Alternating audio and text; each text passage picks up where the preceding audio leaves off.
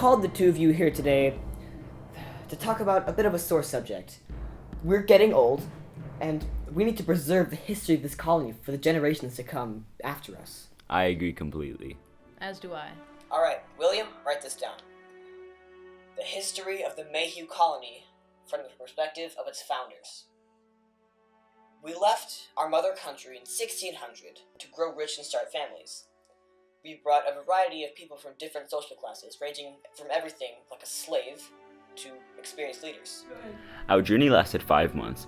There was a few storms, but only one lasted for longer than a week. By the time we came through the Savannah River and landed on the mainland, we had lost 1 slave and 2 children. As soon as we landed, we started to clear land and build shelter. In these first few months of clearing land, building homes, and preparing the soil for farming, we noticed the weather. The snow never fell, but it did rain. The men, women, and children helped to break up the soil once the land was cleared. Initially, we planted sweet potatoes and eggplant. We would plant crops like these for the first year or so until we had enough land prepared and homes built. Eventually, though, we were able to plant money crops like tobacco and indigo. While on the topic of farming, we also had livestock. We owned pigs, cows, chickens, and horses. The men and the slaves built stables for the livestock to stay in. The slaves and women take care of them. Other sources of food were the large fish from the Savannah River and the deer we hunted in the fall. We stored most of the food in a storehouse and smoked it if needed. When we had to store water, it was kept in barrels. This food and water was key to sustaining our health. In the beginning, our colony had to support around 120 people. All of them have responsibilities of their own. Early on, each colonist had to fetch their own water, prepare their own food, and build their own shelter. Each colonist helped in the field and at home. The men, of course, were swinging heavy axes to cut down massive trees, and once they fell, they had to be cut apart and moved. Men, women, and children used hoes and shovels to help break up the soil.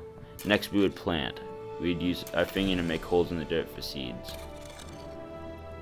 The slaves and indentured servants do a large amount of work. They work from the time the sun rises to when it sets. The female servants would haul water and help in the fields, care for the children, and make food. Male servants would tend crops, clear land, and do whatever else their masters told them to. During our first few months, it did not take long to run into the local Indians. The Creek Indians. They are peaceful, and we trade with them constantly. They even offer to protect our settlement in the event of a Spanish attack. But we offer our own protection also. Our primary defense are the soldiers we brought with us, and our secondary defense is the Creek Indians. The main entrance is guarded by our soldiers. Aside from our safety and protection, our colony is a democracy. Our laws are voted on by the town representatives. The representatives of our settlement make the decisions, but the men and women have a say in how our colony is run. Our soldiers enforce the laws and punishment varies. Our leader is chosen by the town. They can pick one of the 10 representatives. Our colony has 3 main products that we grow in order to pay back our joint stockholders.